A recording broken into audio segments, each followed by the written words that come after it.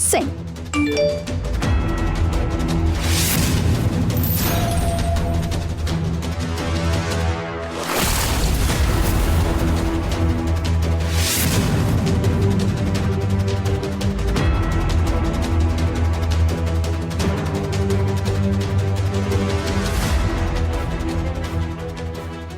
वाट बघतेय, लवकर घरी ये.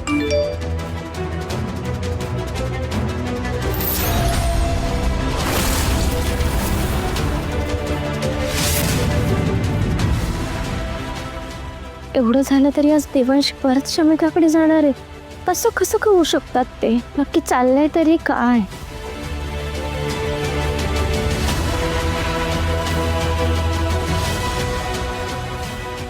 आता देवांश कायमचा माझा होणार आहे.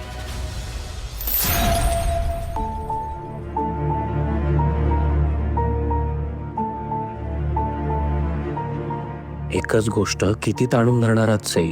का वागताय असं? शमिकाला आपल्या दोघांच्या मैत्रीची गरज आहे.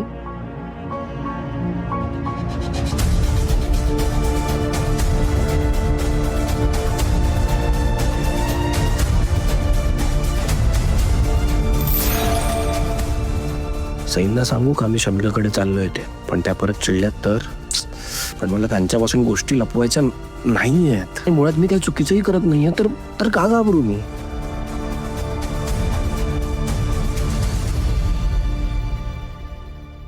सई, देवा, सई, हे बघ पोहे तयार आहेत, खाऊन घे पटकन. ये. नाही नाश्ता नकोय मला. अरे मी निघतो. उशीर झालाय ऑलरेडी. खाऊन गेला असा कितीचा वेळ लागतो? बस.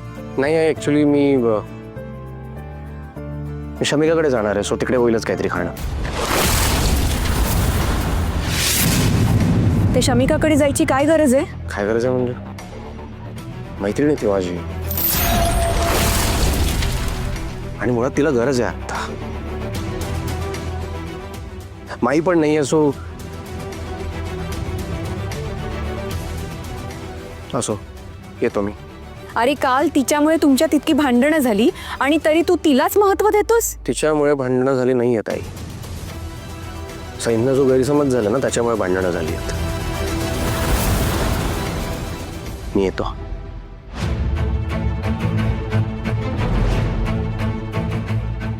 सई, अगं तू काही बोलली का नाहीस? माहित नाही आई, मला कंटाळा आला आता या भांडणाचा. काय खरं काय खोटं काहीच कळेन असं झालंय. सई, हाय. अगं तू अडवलं का नाहीस त्याला? नाही, मी जर त्यांना अडवलं असतं ना तर परत चिडले असते माझ्यावर. जाऊ द्या.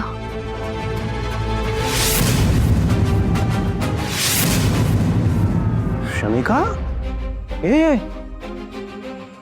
काय झालंय? तू रडते का? आणि खाली का बसलीस अशी? Shamika, you okay? मी खरंच इतकी वाईट आहे का रे? तू तू रडणं बंद कर आधी. असं काही नाहीये, ओके? तू प्लीज शांत हो. शमिका, तू आधी वर चल यार बेडवर. तू अशी खाली का बसली? चल चल चल, प्लीज शांत हो यार. बैस बैस. वेट, मी तुला पाणी देतो. घे प्लीज.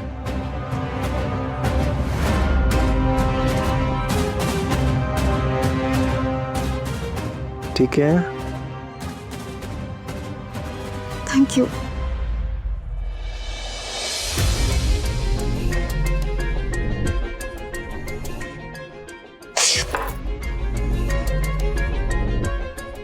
सई, अगं काय ग? काय झालं? अगं बाई, कापलाय तुला. काय ग सई? थांब, हळद चिपते. सॉरी आई, माझं लक्ष नव्हतं. काय, मला माहितीये ना. बघू एकदा. आई, कशी ग सई? मला माहिती तू अस्वस्थ असलीस ना की अशीच धडपडतेस. तुला काय वाटतं मला दिसत नाही? मला सगळं दिसतं आणि कळतं सुद्धा. काय करू आई, मला खरंच खूप अस्वस्थ वाटतंय. यांचे विचार जातच नाहीये माझ्या डोक्यातून.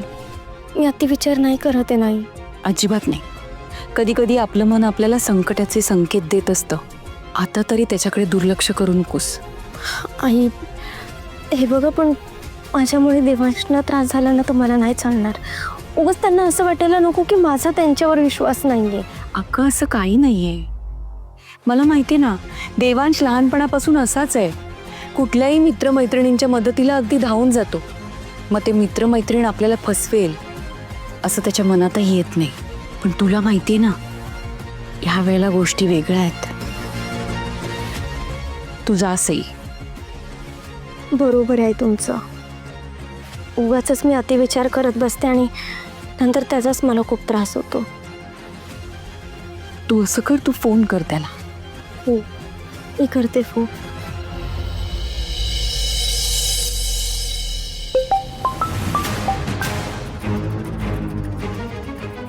सईंचा फोन आहे. एक सेकंड. देवांश, प्लीज थोडा वेळ कोणाशी बोलू नकोस ना. I need my friend. Okay okay fine.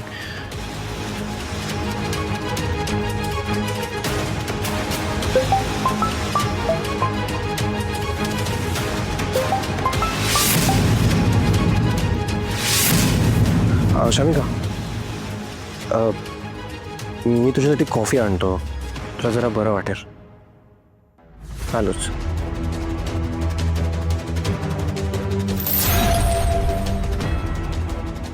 आई, पहिला कॉल उचलला नाही त्यांनी आणि दुसऱ्यांदा जेव्हा फोन केला तेव्हा त्या फोन स्विच ऑफ सांगतात. Switch off?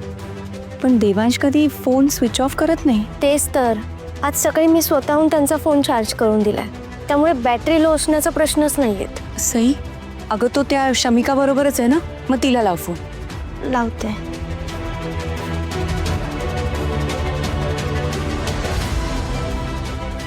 त्यांचाही फोन नाही लागत आहे.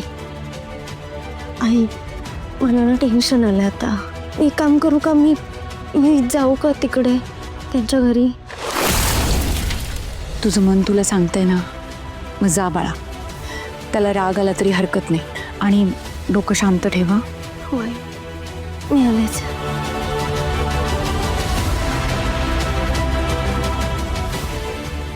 देवी आई, माझ्या मुलांच्या पाठीशी उभी राहा. त्यांच्या संसारात कुठलीच अडचणी येऊ देऊ नकोस. सई, सई तू इकडे. आई, देवांश कुठे आहे? देवांश शमिका मॅडमच्या घरात. अगं सई, हे होता का म्हणे? थांबव हे सगळं. काय थांबव माई? काय बोलताय तुम्ही? मला नाही कळत आहे. अगं असं काय करतेस? अजूनपर्यंत तुझ्या लक्षात नाही आलंय का